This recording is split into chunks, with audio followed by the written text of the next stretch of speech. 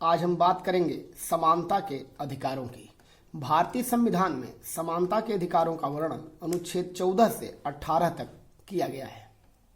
अनुच्छेद 14 समानता के अधिकारों के अंतर्गत विधि के समक्ष समानता अर्थात कानून के समक्ष समानता की बात करता है। अनुच्छेद 14 में कहा गया है कि भारत के राज्य क्षेत्र में किसी भी व्यक्ति को विधि के समक्ष समता से या विधि के समान संरक्षण से वंचित नहीं करेगा। अर्थात भारत में रहने वाला कोई भी व्यक्ति, चाहे वह किसी भी पद या प्रतिष्ठा के साथ जीवन जी रहा हो, वह कानून के समक्ष समान होगा। विधि के समक्ष समानता का तात्पर्य है कि कानून के सामने सभी व्यक्ति समान हैं। यह संकल्पना हमने ब्रिटेन के संविधान से ली है। इसके अधिकृत व्याख्याता डायसी ने अपनी पुस्तक लॉ ऑफ द कॉन्स्टिट्यूशन में लिखा है कि हमारे देश में सफाई कर्मचारी से लेकर प्रधानमंत्री तक सभी कानून के सामने समान हैं।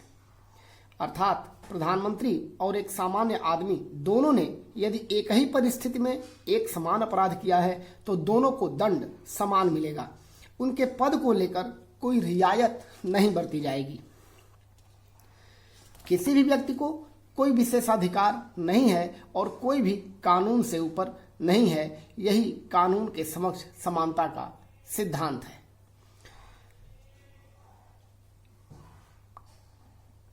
विधि के समक्ष समता के साथ ही विधि का समान संरक्षण भी अनुच्छेद 14 में वर्णित है। भारतीय संवैधानिक व्यवस्था में विधि के समक्ष विधि का समान संरक्षण का जो सिद्धांत है, यह अमेरिका के संविधान से लिया गया है। इसका तात्पर्य यह है कि समान परिस्थितियों में प्रत्येक व्यक्ति के साथ समान व्यवहार किया जाएगा। कानून के प्रावधानों की व्याख्या तथा कानून के उल्लंघन पर दंड सभी के लिए एक समान होंगे। अर्थात कानून किसी भी पक्ष का समर्थन नहीं करेगा, वह निरपेक्ष रहेगा और कानून किसी भी व्यक्ति को लाभकर स्थिति में नहीं रखेगा जब तक कि ऐसा करने का कोई पर्याप्त औचित्य न हो। वह औचित्य मानवीय भी हो सकता है और विधिक भी हो सकता है। लेकिन इसका अर्थ यह नहीं है कि प्रत्येक व्यक्ति पर समान रूप से कर लगाया जाएगा, अपितु यह अर्थ है कि समान व्यक्तियों पर समान मानक से कर लगाया जाएगा। यदि भेदभाव करने के लिए पर्याप्त एवं उचित आधार है तो संसद को यह अधिकार है कि वह भेदभावपूर्ण व्यवहार करे। जैसे एक, समाज के कुछ वर्गों की संपत्ति को कर मुक्त घोषित किया जा सकता है, जैसे पुस्तकालय, सार्वजनिक सेवा कर रहा कोई चिकित्सालय या कोई स्वयंसेवी संस्था आदि। इसी प्रकार अलग अलग व्यवसाय करने वाले व्यक्तियों पर अलग अलग अनुपात में कर लगाया जा सकता है और व्यापक जन कल्याण हेतु लेकिन समान मापदंड बनाकर भूमिहीन श्रमिकों के लिए कोई विशेष व्यवस्था की जा सकती है और ऐसा करना कानून के समक्ष समानता का उल्लंघन कदापि नहीं होगा। अनुच्छेद 14 में प्रदत्त समानता का अधिकार मनमानेपन के विरुद्ध संरक्षण प्रदान करता है। स्वेच्छाचारिता सदैव समानता का उल्लंघन करती है। ऐसा प्रत्येक कार्य जो विवेक रहित, अनुचित एवं कानून के विरुद्ध हो, वे अनुच्छेद 14 के भी विरुद्ध होंगे। प्राकृतिक न्याय अनुच्छेद 14 का एक आवश्यक अंग है, ऐसा सर्वोच्च न्यायालय ने अपने एक निर्णय में कहा है। अब बात करते हैं अनुच्छेद 15 की, जिसमें कहा गया है कि धर्म, मूल वंश, जाति, लिंग और जन्मस्थान के आधार पर किसी भी व्यक्ति के साथ कोई भेदभाव नहीं किया जाएगा। यह भेदभाव केवल राज्य के लिए ही प्रतिबंधित नहीं है, बल्कि कोई सामान्य नागरिक भी यदि धर्म, मूल वंश, जाति, लिंग या जन्मस्थान के आधार पर किसी के साथ कोई भेदभाव करता है तो फिर वह कानूनी रूप से अपराध करता है। अनुच्छेद 15(3) में उपबंधित है कि इस अनुच्छेद की कोई बात राज्य को स्त्रियों और बालकों के पक्ष में किसी विशेष विषय पर कानून बनाने से नहीं रोकेगी। समाज के निचले पायदान पर खड़े व्यक्तियों को मुख्य धारा में लाने के लिए सरकार विशेष उपबंध कर सकती है। अनुच्छेद 15(4) के अनुसार इस अनुच्छेद की या अनुच्छेद 29 के खंड 2 की कोई बात राज्य को सामाजिक व शैक्षिक दृष्टि से पिछड़े हुए नागरिकों के किन्हीं वर्गों की प्रगति के लिए या अनुसूचित जातियों और अनुसूचित जनजातियों के लिए कोई विशेष उपबंध करने से मना नहीं करेगी। अनुच्छेद 15(4) को प्रथम संविधान संशोधन द्वारा भारतीय संविधान में जोड़ा गया है। सरकार द्वारा दी जाने वाली और अब निजी क्षेत्र में दी जाने वाली नौकरियों में आरक्षण का आधार यही अनुच्छेद 15(4) है। आरक्षण का संवैधानिक प्रावधान इसलिए है कि समाज में जो कमजोर वर्ग है वह भी विकास की मुख्य धारा में शामिल हो सके। वस्तुतः किसी भी समाज में, चाहे वह विश्व का कोई भी समाज क्यों न हो, दो वर्ग होते हैं, एक विकसित वर्ग और दूसरा विकासशील या पिछड़े वर्ग। जो पिछड़े हैं उनके प्रति सरकार का दायित्व है कि उसे सामाजिक आर्थिक रूप से सशक्त बनाए।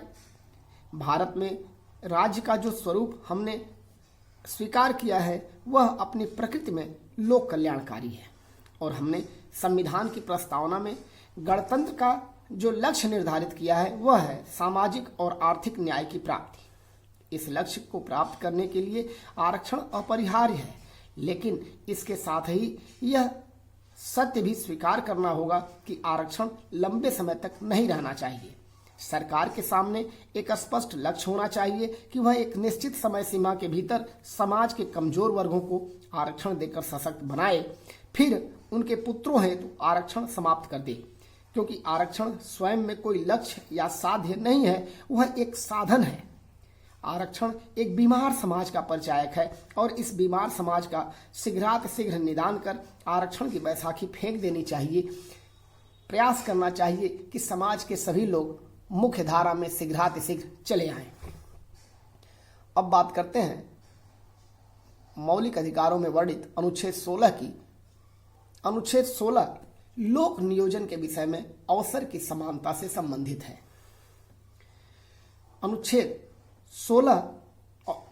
15 और 16 दोनों एक दूसरे से जुड़े हुए हैं और दोनों का एक ही लक्ष्य है। अनुच्छेद 15 जहां कतिपय आधार पर भेदभाव रोकने के लिए प्रबंध करता है और इसकी भाषा नकारात्मक है, वहीं अनुच्छेद 16 समाज में समानता स्थापित करता है और इसकी भाषा सकारात्मक है। किंतु दोनों का लक्ष्य एक ही है, सामाजिक आर्थिक न्याय की स्थापना करना। भारतीय संवैधानिक व्यवस्था के अनुच्छेद 16(1) के अनुसार राज्य के अधीन किसी पद पर नियोजन या नियुक्ति से संबंधित विषयों में सभी नागरिकों के लिए अवसर की समानता होगी। अनुच्छेद 16(2) कहता है कि राज्य के अधीन किसी नियोजन या पद के संबंध में केवल धर्म, मूल वंश, जात, लिंग, उद्भव, जन्मस्थान, निवास या इनमें से किसी एक के आधार पर या इनमें से एक से अधिक के आधार पर न तो कोई नागरिक अपात्र होगा और न ही उसके साथ कोई भेदभाव किया जाएगा। परंतु राज्यों की आवश्यकताओं को देखते हुए संसद किसी भी राज्य में निवास स्थान की अर्हता से संबंधित विधेयक पारित करके उस राज्य में की जाने वाली नौकरियों में उस राज्य के निवासी को वरीयता दे सकती है या उस राज्य में निवास करने वालों को आवश्यक योग्यता बना सकती है। अनुच्छेद 16(4) कहता है कि इस अनुच्छेद की कोई बात राज्य को पिछड़े हुए नागरिकों के किसी वर्ग के पक्ष में जिनका प्रतिनिधित्व राज्य की दृष्टि में राज्य के अधीन सेवाओं में पर्याप्त नहीं है, नियुक्तियों या पदों के आरक्षण का उपबंध करने से निवारित नहीं करेगी।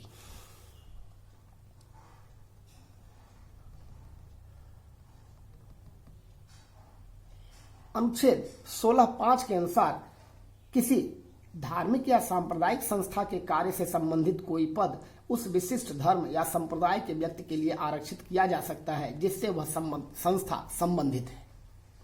वस्तुतः अनुच्छेद 15(4) और 16(4) दोनों ही आरक्षण का प्रावधान करते हैं। निश्चित रूप से आरक्षण एक ऐसी प्रक्रिया है जिसके द्वारा समाज की परंपरागत संरचना का आमूल चूल परिवर्तन कर उसे एक नए, विकसित और परिपक्व समाज में बदला जा सकता है।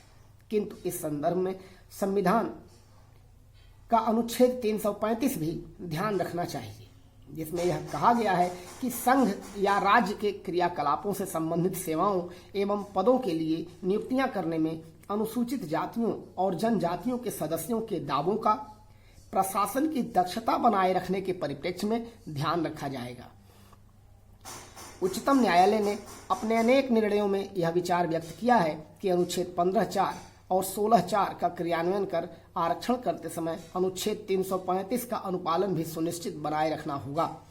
आरक्षण करते समय इस बात पर ध्यान देना चाहिए कि अनुचित, अत्यधिक या राजनीतिक स्वार्थवश आरक्षण का दायरा व्यापक न बनाया जाए, क्योंकि यदि ऐसा हुआ तो इससे आरक्षण अपने मूल उद्देश्य से भटक जाएगा और जिन वर्गों को आरक्षण प्राप्त नहीं है उनका अहित होगा। अब बात करते हैं भारतीय संविधान के अनुच्छेद 17 की, जिसमें अस्पृश्यता के अंत का उद्घोष किया गया है। अनुच्छेद 17 भारतीय समाज की एक पुरानी और बीमार मानसिकता से उपजी छुआछूत या अस्पृश्यता की परंपरा का विरोध करता है, उसका निषेध करता है। इससे जुड़ा हुआ कोई भी आचरण करना या अयोग्यता का प्रचार करना दंडनीय अपराध होगा। किसी भी व्यक्ति को किसी जाति या वर्ग विशेष में जन्म लेने के कारण हेय दृष्टि से देखना उस व्यक्ति की मानवीय गरिमा तथा समानता के सिद्धांत का उल्लंघन है।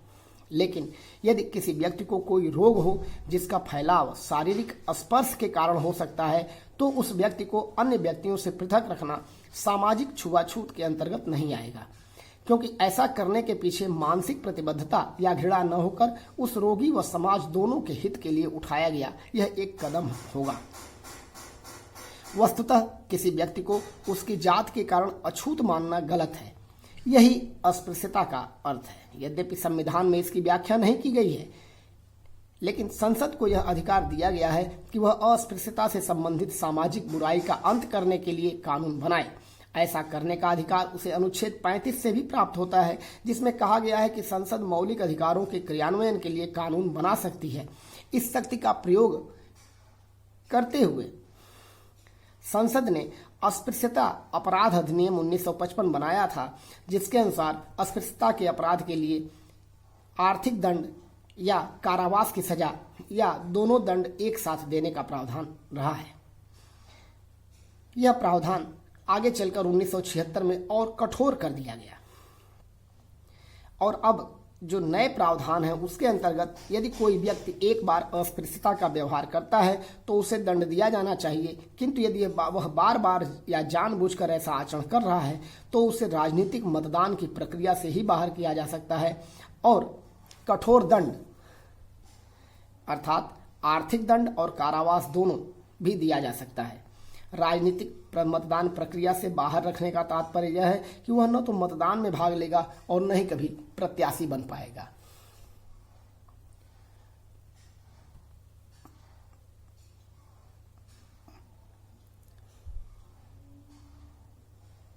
भारतीय संविधान के अनुच्छेद 18 में यह प्रावधान है कि उपाधियों का अंत किया जाता है।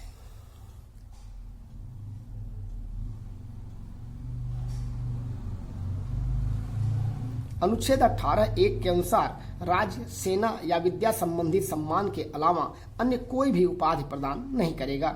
अनुच्छेद 18(2) कहता है कि भारत का कोई भी नागरिक किसी विदेशी राज्य से कोई उपाधि स्वीकार नहीं करेगा। कोई भी व्यक्ति, चाहे वह भारत का नागरिक हो या कोई विदेशी, यदि वह भारतीय राज्य के अधीन काम कर रहा है या विश्वास का पद धारण किए हुए है, तो वह किसी विदेशी राज्य से कोई उपाधि या भेंट या उपलब्धि या पद राष्ट्रपति की सहमति और स्वीकृति के बिना स्वीकार नहीं करेगा। ऐसा अनुच्छेद 18(3) और 18(4) में वर्णित है। लेकिन एक विवाद अनेक बार उठा है और वह यह है कि सरकार द्वारा दिए जाने वाले जो पद्म सम्मान हैं, क्या वह उपाधि हैं या नहीं? क्या वह समाज में उपाधियों के आधार पर भेदभाव को प्रश्रय देते हैं या नहीं? वस्तुतः 1954 में भारत सरकार द्वारा 4 प्रकार के सम्मान भारत रत्न, पद्म विभूषण, पद्म भूषण और पद्मश्री प्रारंभ किए गए। इनका उद्देश्य विशिष्ट प्रतिभाओं को सम्मानित करना था, किंतु कुछ लोगों ने इन्हें समाज में भेदभाव फैलाने वाला माना और कहा कि जिस प्रकार ब्रिटिश सरकार अर्ल, नाइट, सर आदि की उपाधियां देकर लोगों को उपकृत करती थी तथा उनका समाज में एक विशेष दर्जा मानती थी, भारत सरकार भी ऐसा ही कर रही है। चूंकि जवाहरलाल नेहरू सरकार ने इसे शुरू किया था, तो देश में जब कांग्रेस की सरकार थी तब तक इस प्रकार के आरोपों को अनसुना कर दिया जाता रहा। लेकिन जब 1977 में भारत में पहली बार गैर कांग्रेसी सरकार जनता पार्टी के रूप में आई तो उसने उपरोक्त आधार पर ही, जैसा कि पहले कहा गया, उन्हीं आधारों पर इन पुरस्कारों को देने की प्रथा समाप्त कर दी। किंतु जब 1980 ईस्वी में श्रीमती इंदिरा गांधी जी एक बार पुनः सत्ता में आई तो यह पुरस्कार देने की प्रथा पुनः शुरू कर दी गई और माना गया कि पद्म पुरस्कार समाज में भेदभाव नहीं करते, यह प्रतिभाओं को सम्मानित करने का एक अवसर देते हैं। 1787 ईस्वी में अमेरिका के संविधान